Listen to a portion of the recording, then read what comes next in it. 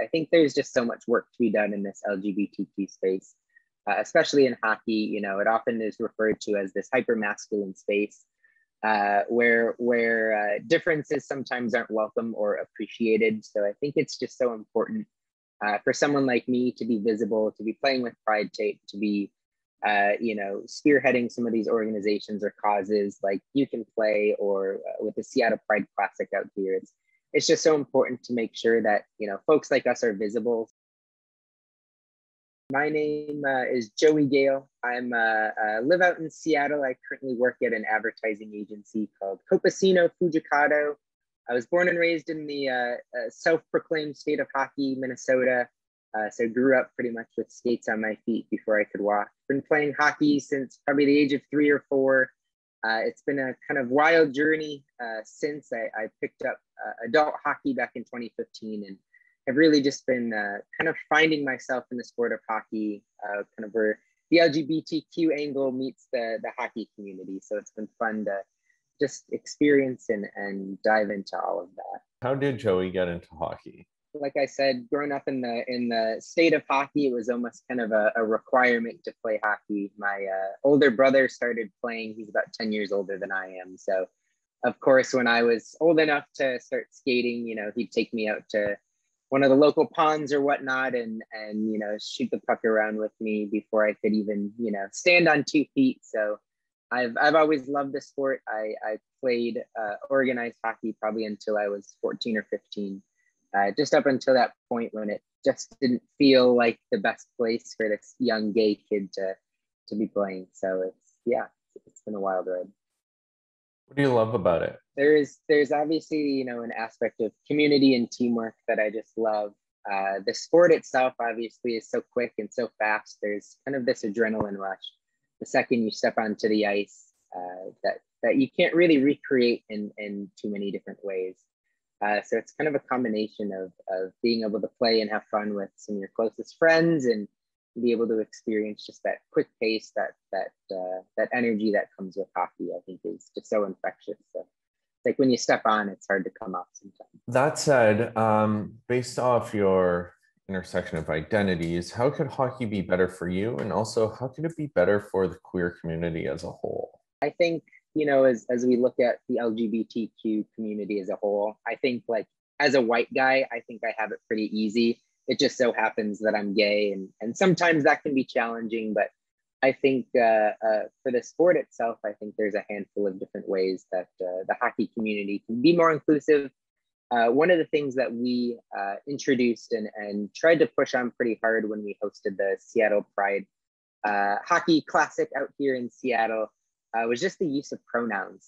It's not something you see or hear or you see used often in hockey.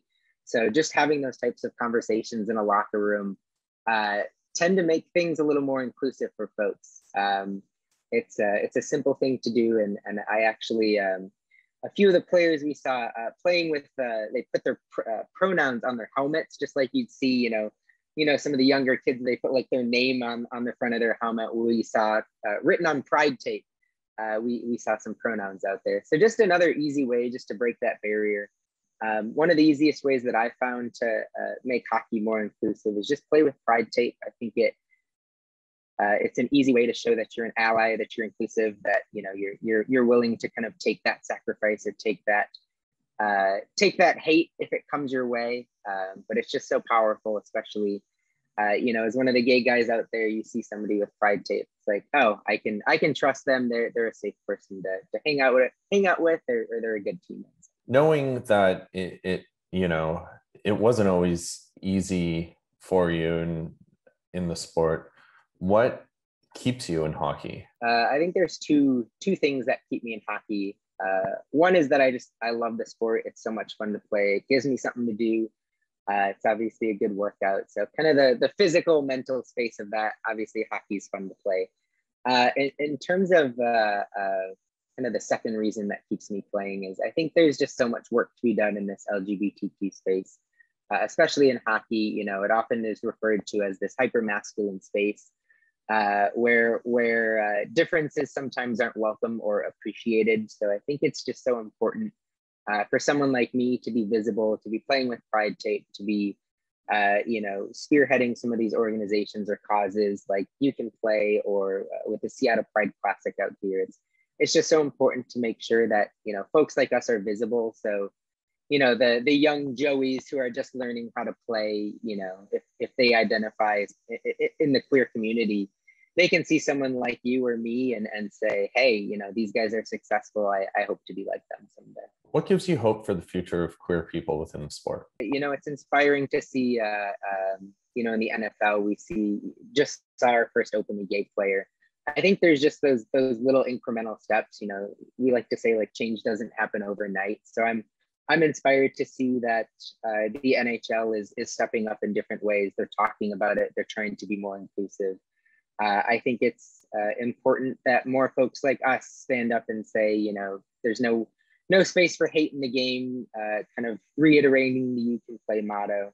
But just pushing those types of efforts forward, I think are so important to just make sure that, everybody, regardless if you're starting to play as an adult or you're just starting to play as a young person, I think it's so important for folks like us to be visible. Anything else you'd like to add? No, I think I think the work that you're doing is incredible. I think telling these stories and sharing these stories are just so important for everyone to hear.